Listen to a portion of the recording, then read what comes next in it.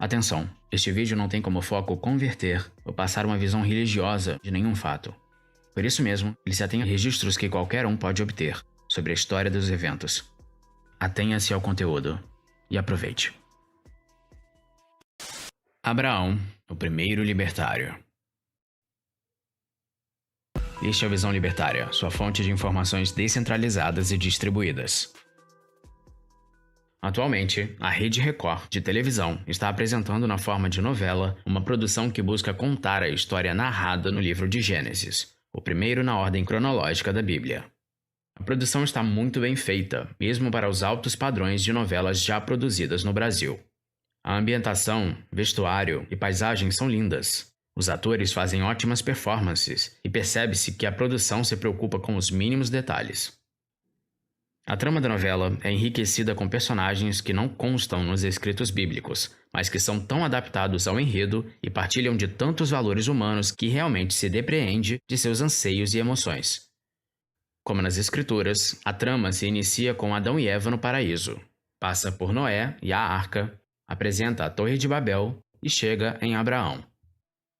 A primeira parte do livro é narrada em estilo mitológico, uma linda herança da cultura oral, onde os mais velhos iam contando histórias aos mais novos, com o objetivo principal de transmitir a visão de mundo de seu povo, seus preceitos e valores. Nesse ambiente, pouco importa se a história aconteceu realmente ou não. O que importa é o que ela carrega de significado.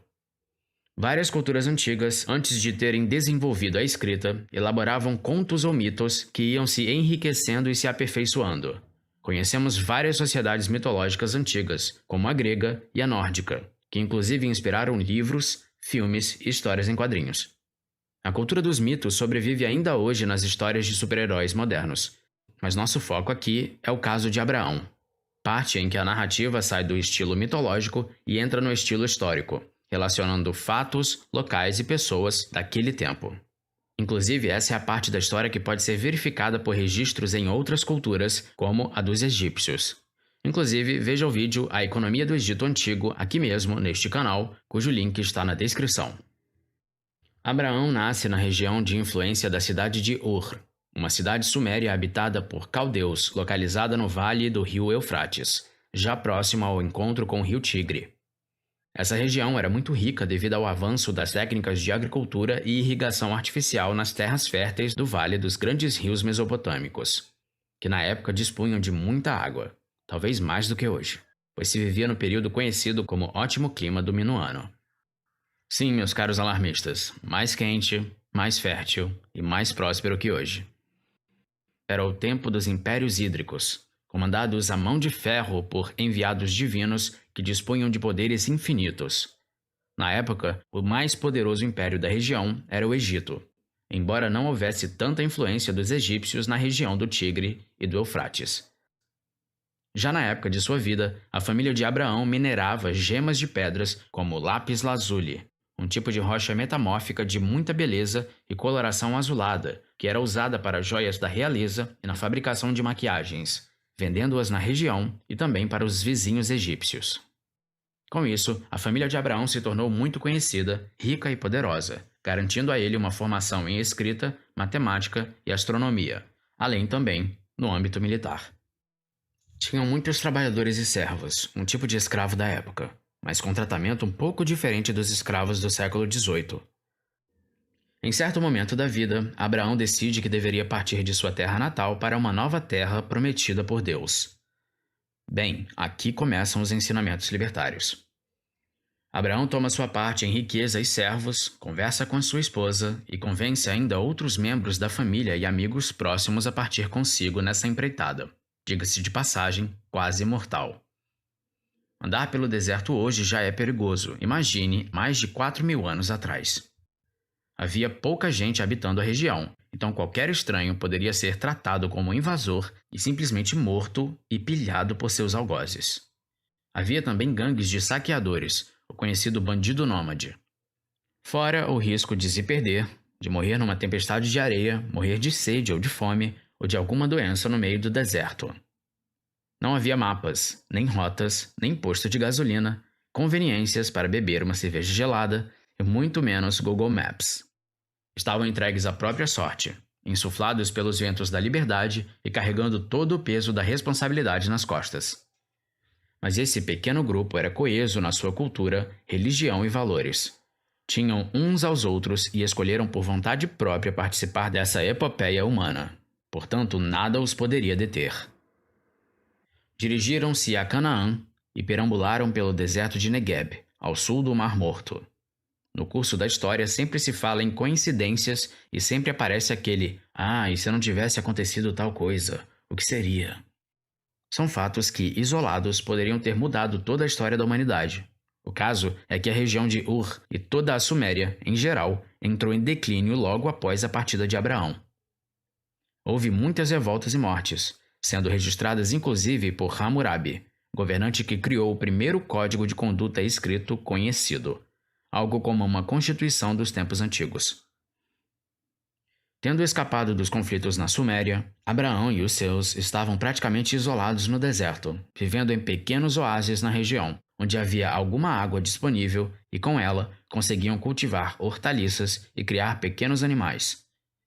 Mas ao entrar em terras a ele prometidas por Deus, Abraão, em vez de invocar o famoso apelo à autoridade, resolveu fazer acordos com os proprietários locais, estabelecendo relações cordiais e de comércio, inclusive pagando pelas terras que vinham sendo trabalhadas por esses povos, provavelmente há séculos.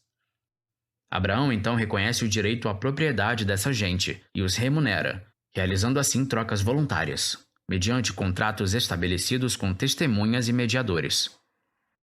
Abraão iniciava sua fama de bom comerciante, de homem honesto e de bom pagador, essencial para a vida em sociedade. Mas uma seca prolongada na região forçou novamente uma migração do grupo, agora para o Egito. Mas imagine você, uma pessoa comum, honesta e trabalhadora, tudo bem com algumas posses e servos, mas dirigindo-se ao dono do mundo conhecido. Sim, o faraó era o dono e senhor de tudo. Era o enviado por Deus, ou melhor, pelos deuses. Sua vontade bastava para mudar rios e montanhas. Inclusive, era comum o faraó ou qualquer outro rei que tivesse muito poder na época mandar matar os homens das caravanas e ficar com as mulheres do grupo para seu harém. Será que isso serve de exemplo de intervenção estatal? Então, quando Abraão adentra ao Egito, ele mente sobre sua relação com Sara, dizendo que era apenas sua irmã. Alguma relação com perder seus bitcoins em um acidente de barco? Talvez. Mas o fato é que, de novo, Abraão respeita os donos da terra e pede permissão para armar seu acampamento, inclusive se dispondo a pagar impostos a título de aluguel por ocupar as terras. No retorno a Canaã, se aproximaram de Gerara, governada por Abimeleque, para quem Abraão mentiu de novo sobre sua relação com Sara. Confiar em políticos parece nunca ter sido bom negócio.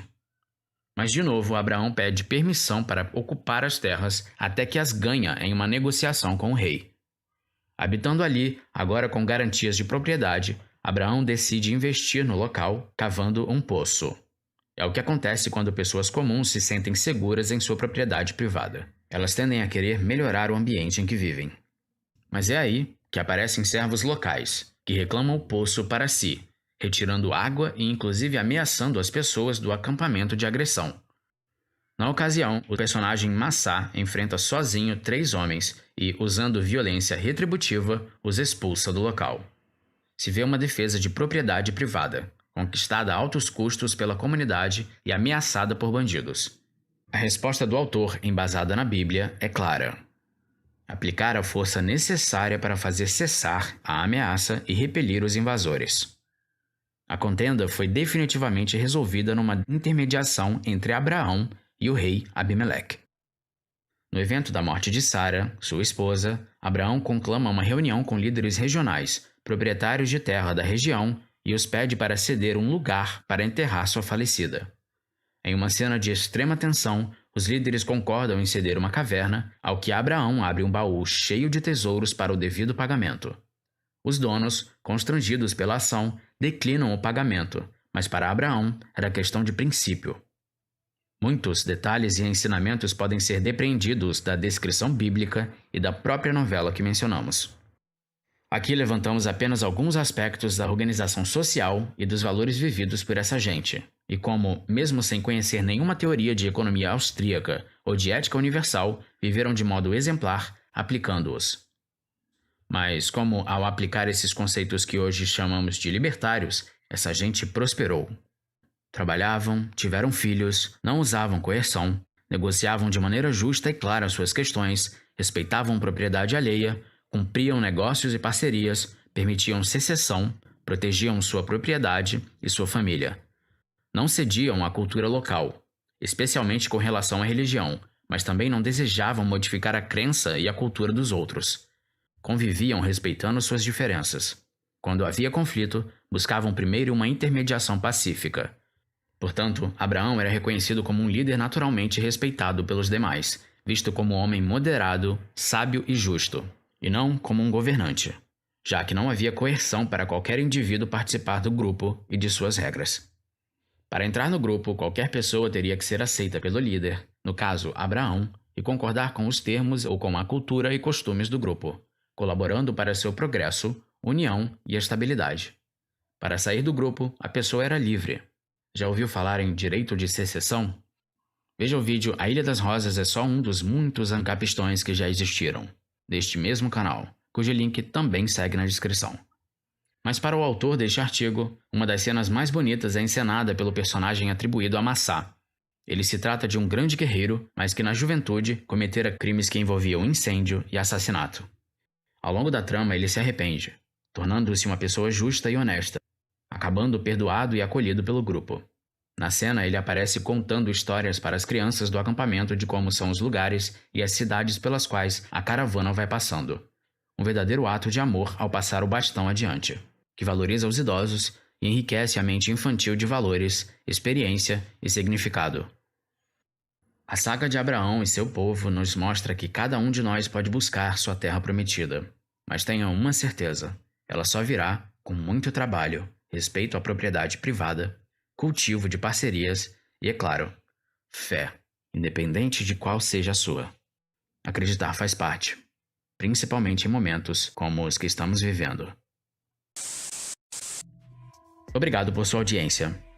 Este artigo foi sugerido e escrito por Amazônia Livre, revisado por Paulo Almeida, narrado e produzido por J. Fernandes. Se você gostou deste vídeo, clique no ícone de curtir abaixo e compartilhe o vídeo em sua rede social. Se você deseja ser notificado de outros vídeos, inscreva-se no canal e depois clique no ícone de campainha. Apoie iniciativas libertárias. Veja mais em nosso site e participe você também. Até a próxima!